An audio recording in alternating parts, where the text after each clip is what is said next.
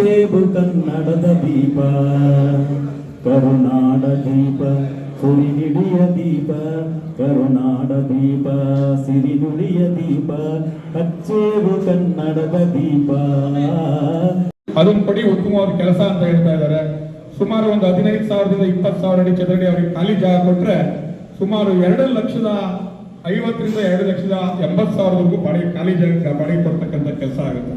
ಈಗಾಗಲೇ ನಮ್ಮ ಸಂಸ್ಥೆ ತಿಂಗಳಿಗೆ ಸುಮಾರು 10 ಲಕ್ಷಕ್ಕೂ ಹೆಚ್ಚು ಒಂದು ಹಣವನ್ನ ಪ್ರತಿ ತಿಂಗಳು ನಮಗೆ ಬರ್ತಾ ಇರ್ತಕ್ಕಂಥದ್ದು.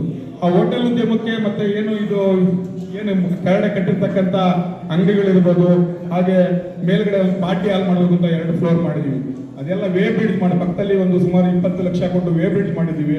ಅದೆಲ್ಲೂ ಕೂಡ 6ನೇ ತಾರೀಕಾಗಿ ನಮ್ಗೆ ಪ್ರಾರಂಭ ಆಗುತ್ತೆ.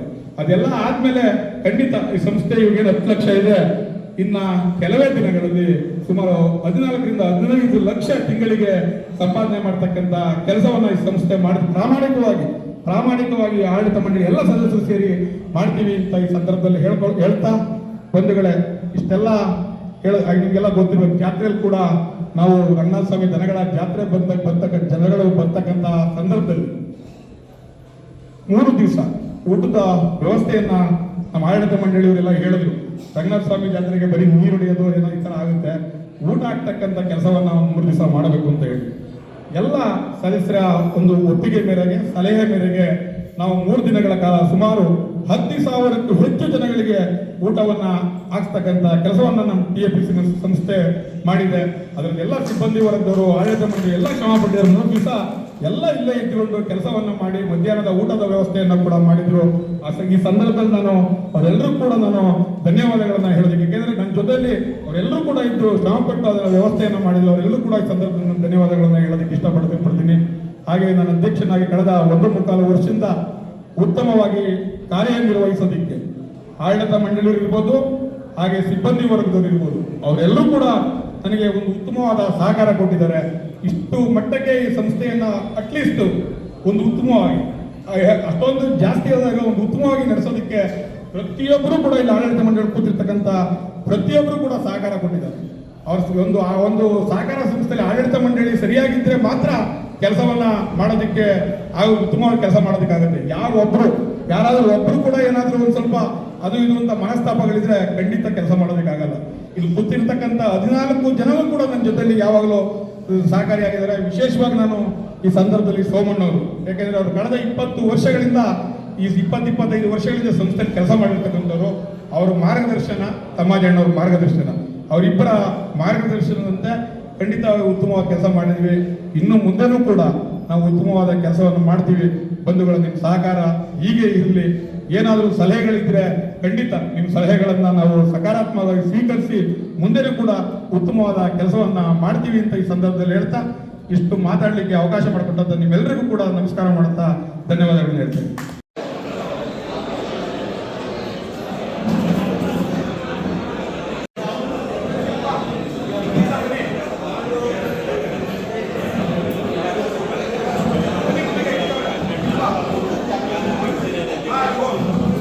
ಎಲ್ಲ ಜನರ ಸಮ್ಮುಖದಲ್ಲಿ ಆಡಳಿತ ಮಂಡಳಿಯನ್ನ ಏನು ಮಾಡ್ತಾ ಇದ್ದಾರೆ ಸಲಹೆ ಕೊಡೋದಕ್ಕೆ, ಒಂದು ಕ್ವಶನ್ ಮಾಡೋದಕ್ಕೆ ಇದೊಂದು ಮಹಾಸಭೆಯನ್ನು ಸಹಕಾರ ಸಂಘದಲ್ಲಿ ಮಾಡ್ತಕ್ಕಂಥ ಕೆಲಸ ಮಾಡ್ಕೊಂಡು ಬಂದಿದ್ದಾರೆ. ಅದೇ ರೀತಿ ಇವತ್ತು ವಾರ್ಷಿಕ ಮಹಾಸಭೆ ಇತ್ತು. ಈ ಮಹಾಸಭೆಯಲ್ಲಿ ಕಳೆದ 1 ವರ್ಷದಿಂದ ಏನೇನು ಆಗಿದ್ದಾವೆ ಅನ್ನೋದ್ರ ಬಗ್ಗೆ ಚರ್ಚೆ ಮಾಡಿದ್ದೀವಿ. ಮುಂದೆ ಆಗಬೇಕಾಗಿರ್ತಕ್ಕಂಥ ಕೆಲಸಗಳನ್ನು ಕೂಡ ಈ ಒಂದು ಮಹಾಸಭೆಯಲ್ಲಿ ಚರ್ಚೆ ಮಾಡಿದ್ದೀವಿ.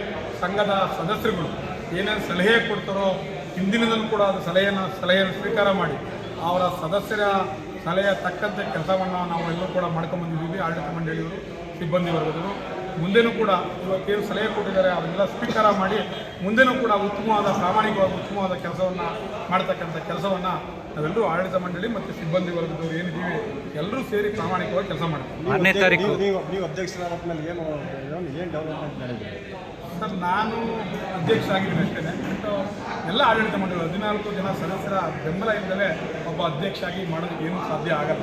ಯಾಕೆಂದರೆ ಪ್ರತಿಯೊಬ್ಬರು ಕೂಡ ಅವರ ಪ್ರಾಮಾಣಿಕವಾಗಿ ಕೆಲಸವನ್ನು ಮಾಡ್ಕೊಂಡು ನನಗೆ ಬೆಂಬಲವಾಗಿ ಕೊಟ್ಟಿದ್ದಾರೆ. ಹಾಗಾಗಿ ನಾನು ಮುಂದೆ ನಿಂತ್ಕೊಂಡು ಅವರೆಲ್ಲ ಸಹಕಾರ ಪಡೆದು ಎಲ್ಲರೂ ಕೂಡ ಏನು ಈಗ ನಿಮಗೆ ಗೊತ್ತಿರ್ತಕ್ಕಂಥದ್ದು ಗೋಡನ್ನು ಕಟ್ಟಿದ್ದೀವಿ. ಸುಮಾರು 3 ಕೋಟಿ 10 ಲಕ್ಷ ವೆಚ್ಚದಲ್ಲಿ 2 ಗೋಡನ್ನು ಕಟ್ಟಿದ್ದೀವಿ. ಮತ್ತು ಮುಂಭಾಗದಲ್ಲಿ ಒಂದು ಕಮರ್ಷಿಯಲ್ ಕಾಂಪ್ಲೆಕ್ಸನ್ನು ಕಟ್ಟಿದ್ವಿ. ಅದೇನು ಬಾಡಿಗೆ ಕೊಡೋದಕ್ಕೆ ಅಂತಲ್ಲ, ಮೇಲ್ಗಡೆ ಫಸ್ಟ್ ಫ್ಲೋರ್ ಸೆಕೆಂಡ್ ಫ್ಲೋರು ಒಂದು ಪಾರ್ಟಿ ಹಾಲ್ ಮಾಡಬೇಕು ಅಂತ ಉದ್ದೇಶ ಇಟ್ಕೊಂಡಿದ್ದೀವಿ. ಇನ್ನೂ ಅದೇನು ಕಂಪ್ಲೀಟ್ ಆಗುತ್ತೆ. ಈಗ 6ನೇ ತಾರೀಕು ಅದನ್ನು ಸಚಿವರು ಮತ್ತು ಸಹಕಾರ ಸಚಿವರೆಲ್ಲ ಬರ್ಕೊಂಡು ಉದ್ಘಾಟನೆ ಮಾಡ್ತಕ್ಕಂಥ ಕೆಲಸ ಆಗ್ತಾಯಿದೆ. ಹಾಗಾಗಿ ಮುಂದಿನ ದಿನಗಳಲ್ಲಿ ಏನು ಕೆಳಗಡೆ 3 ಅಂಗಡಿ ಮಾಡಿದೀವೋ ಅಲ್ಲಿ ರೈತರಿಗೆ ಸಿಗ್ತಕ್ಕಂಥ ಏನು ಅನುಕೂಲಗಳನ್ನ, ಏನು ಈಗಾಗಲೇ ಗೊಬ್ಬರವನ್ನು ಹಿಂದೆಗಡೆ ಒಂದು 18 ಚದರ ಗೋಡನ್ ಕಟ್ಟಿ ಸುಮಾರು 1,500 ಇಂದ 2,000 ಚೀಲ ಗೊಬ್ಬರ ನಮ್ಮ ಸ್ಟಾಕ್ ಇದೆ. ರೈತರಿಗೆ ಯಾವಾಗಲೂ ಕೂಡ ಗೊಬ್ಬರ ಸಿಗಬೇಕು ನಾವು ಉದ್ದೇಶದಿಂದ ಸಪ್ರೇಟ್ ಗೋಡನ್ ಮಾಡಿ ಸಪ್ರೇಟ್ ಕೆಲಸವನ್ನು ಮಾಡ್ತಾಯಿದ್ದೀವಿ.